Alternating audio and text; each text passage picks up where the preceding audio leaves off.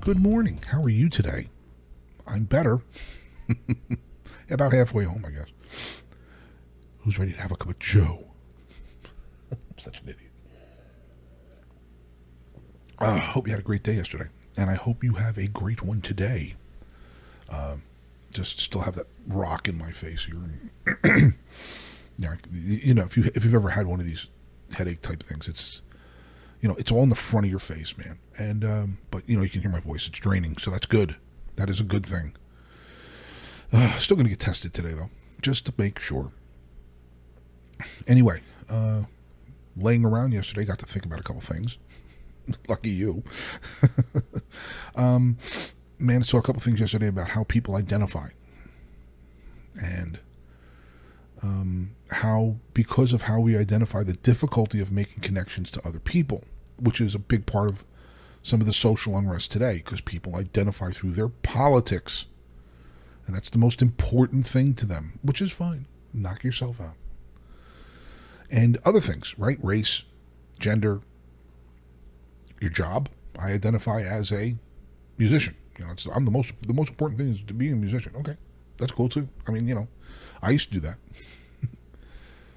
Well, the two most important things, the things that I identify as, are as my faith, as a Christian, and through my love of my country as an American. Those are the two things that I identify with the most, identify as the most. Other people choose not to do that, and that's okay. But that's part of what's going on now.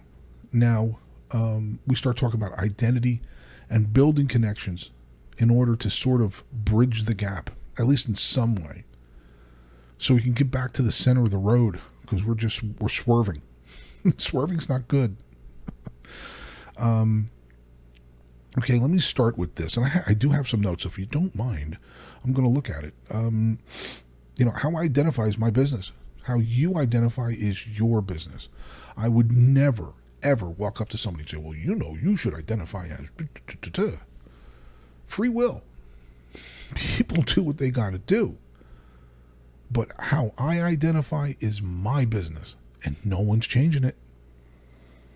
No one's changing. I keep saying, you got to be kind, you got to be decent. You have to listen. You have to listen to other people. I'll talk about that in a second. And you have to stand your ground. And I don't know about the stand your ground thing. That doesn't mean start a fight. That means believe what you believe and be passionate about it. You have to have an equal amount of passion and compassion. Talk about that too in a second. Look, I don't know if you don't have this faith thing, it's impossible to understand. Just like, at least I believe it is. Which is why I sort of scratch my head when people who don't believe what I believe tell me how to believe it. Because reading it in a book is not the answer here. I can't explain it to you. I have no idea how to explain it to you. I just know that I have it. I know it's important to me. I don't understand why a person, like for me, as an example, I don't know what it's like, and I will never understand the feeling of giving birth to a child. I'm a male. I've never had children, but I can observe it. Now, just because I can observe it and the connection a mother has to her children doesn't mean I understand it, because I can't understand it. Well, it's the same thing. Whether somebody who doesn't believe in God or is an agnostic, whatever, how they feel about what I feel is their business. How I feel about it is mine. Same thing. Right? We were told, well, if you've never lived the experience of a person who's of color, then you can't understand. Okay. All right. Okay. But if you happen to be an atheist, which is fine, that's your business. I am not here to tell you how you live your life how you choose to live your life. I am never going to do that to anyone. And if I'm wrong, I'll own it. I'm just telling you who I am. And if you choose to accept it or if you choose not to, I don't care. I'm still going to do it. But and I'm going to leave this. I'm not going to edit this at all, because I'm sure my train of thought is going to be all over the place here. But I want you to see it, because I'm really trying to work through it, If you don't have faith, in God. And if it's not real to you, you're not going to tell me how to do it. I'm sorry. It's just, I'm going to listen to you with respect. But I'm just going to I'm going to keep going down the road doing my thing. And this is part of the problem with Christians too, because we have this belief system, and even within this belief system, there are variants, and people do their own thing, sort of doing however they choose to practice this faith. I want you to think about something for a second. You know, there's a lot of, excuse me, like I said, with my throat and everything,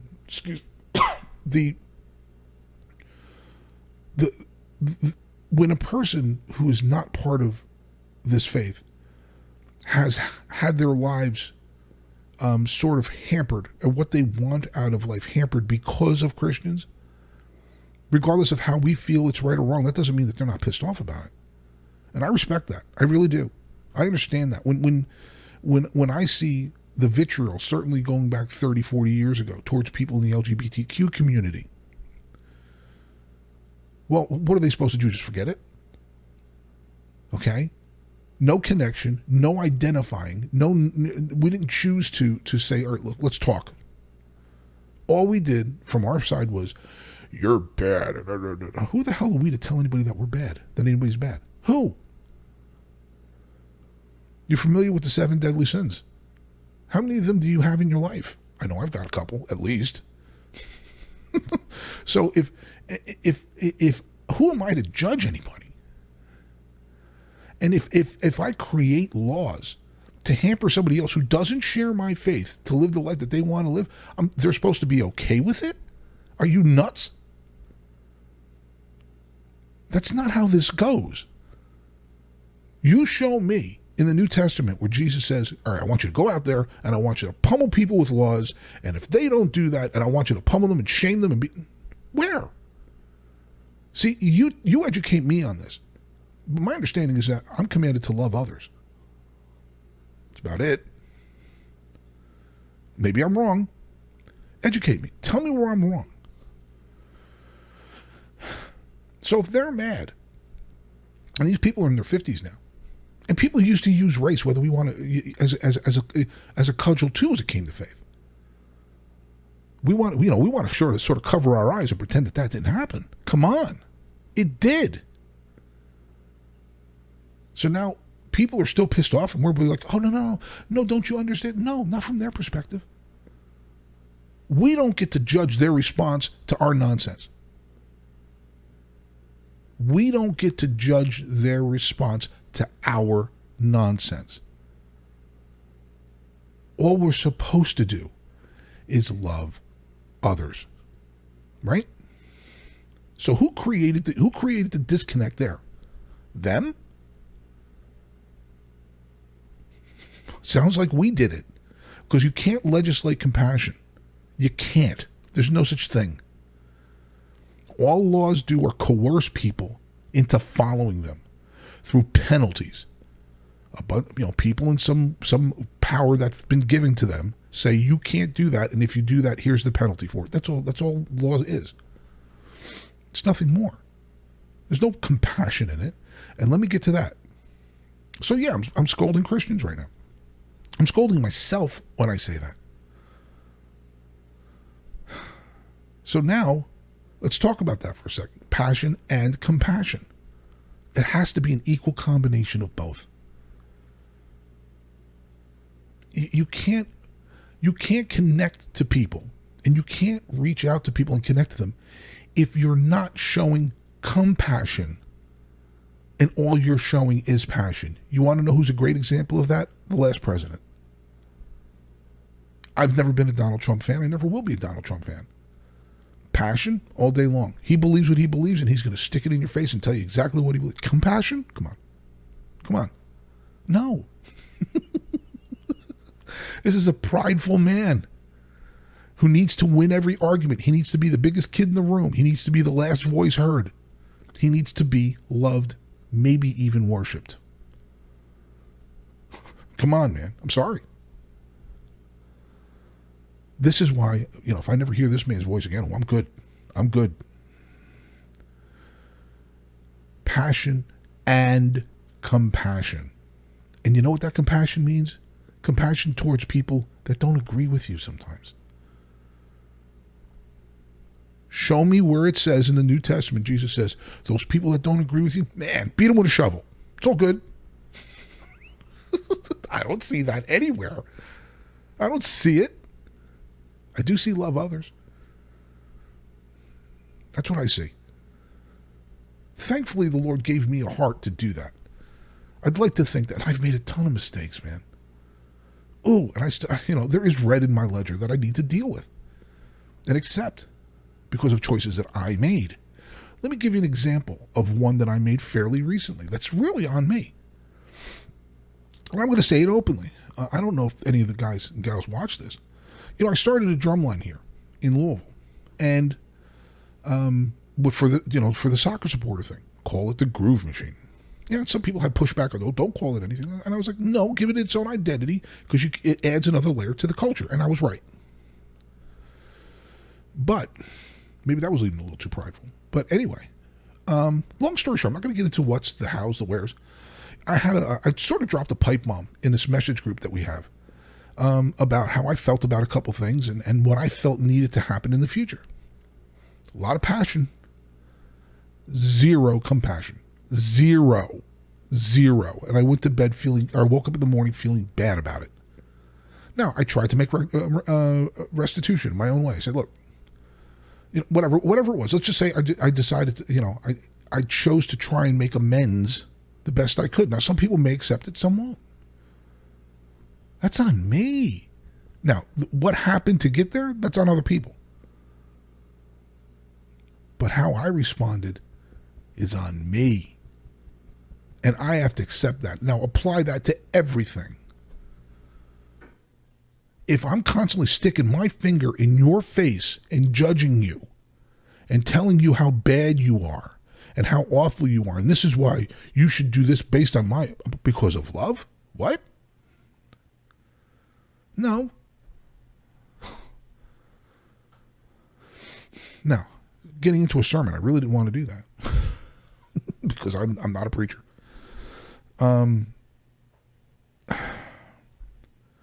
You're going to get back what you throw out there.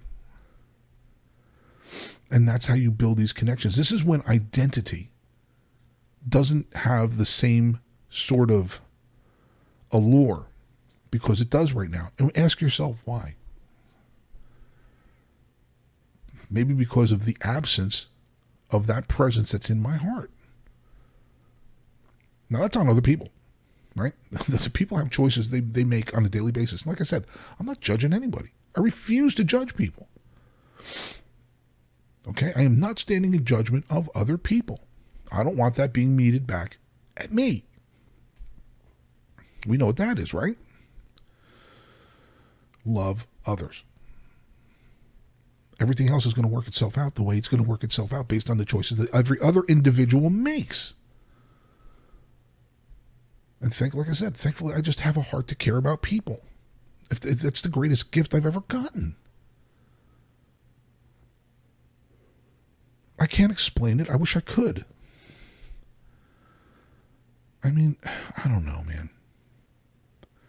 When it comes to identifying, if a person chooses to identify through their race or their gender or what sports team they support, because I'm an Eagles fan. I'm a Giants fan. Okay, or if that's the most important thing to you, okay, enjoy. Hope your team wins or loses or whatever. I don't know. I'm not going to get in your way of identifying the way you want to identify, but you're not getting mine either. However, there has to be a proper mixture of passion and compassion. And I think those of us who occupy the center right, I think we're kind of failing at the compassion thing. And when you have a leader for 4 years, regardless of whether you agree with him or not on issues, and there were some issues I was okay with, at least his stance on some things, doesn't mean I was any good. I was good with the way he was communicating it.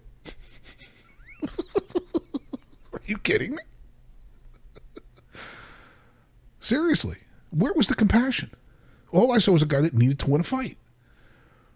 he was going to stand there and protect us. And he's standing there protecting himself. That's what I think. His choice. I think he got knocked down a peg or 2 or 8. Maybe he needed it. His own walk. I don't know. But I do know this. If I'm going to identify as something and I want to try and build connections and help make things better, I have to have that mix of passion and compassion and being kind and being decent, but not being weak. There is a difference between meek and weak. We for some reason we've intermixed the two, like the words equality and equity. They sound the same, right? They're nothing close to the same. They're two completely different words. Same thing with meekness and weakness. You know, and that losing that pride that we have to win every argument. Anyway, if I'm doing this correctly, there is that proper mix. I can then start building bridges on some of these ancillary connections that do exist. Sports teams, music, art, stuff that we watch on TV. There's so many different ways to connect to people, right? I was watching yesterday somebody talking about how, you know, he still listens to Motown and he still listens to, you know, the stuff that he listened to when he was a kid. Now, does that line up with some of the other things that, you know, from a you know, music perspective, from a faith perspective? Of course not. But that doesn't mean it disappeared. And that doesn't mean you can't build connections with people. And I'm not saying to convert them or anything like that. That's on them. People have a choice to do whatever they're going to do, however they're going to do it. But that doesn't mean I still can't connect to people. Tell me how love others works if I don't connect to people. I don't know how that works. I just don't. But at the same time, finding that balance, because between passion and compassion and understanding that mix, I can identify as who I choose to identify with, and no one's changing it. And that's the other part, standing your ground. You have to stand your ground. Because there is a bulldozer coming. It's been coming. It's been coming for years. I've been telling my friends and telling people that for a long time. Marxism is evil. It's pure evil. Pure evil.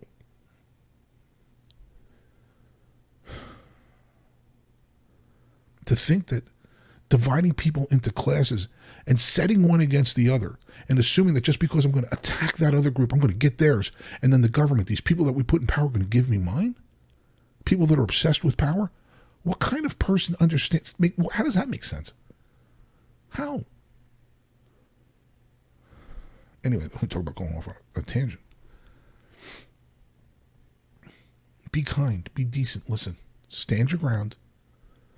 You have to have passion and compassion to build the connections through your identity. And no one gets to tell you who you are. No one gets to tell you who you are. Stand strong. Now, it's almost turned into a sermon, and I'm not a pastor or evangelist or any of that stuff. But my faith is important to me. That's never going to change. It's never going to change. So people will judge me accordingly, I guess. Anyway, how about that, huh? This is what happens. Hey, my head feels a little better. All that stuff in there rattling around. Anyway, I love you, man. I really do. I want you to have a wonderful day, getting ready for the weekend, whatever you're going to be doing. And I want you, please, love others. It's hard. It's so hard sometimes because people, they challenge you, man. And they do it on purpose. They do it on purpose, but sometimes you got to think, man, maybe it's not their voice. You know what I mean? I love you. Have a wonderful day.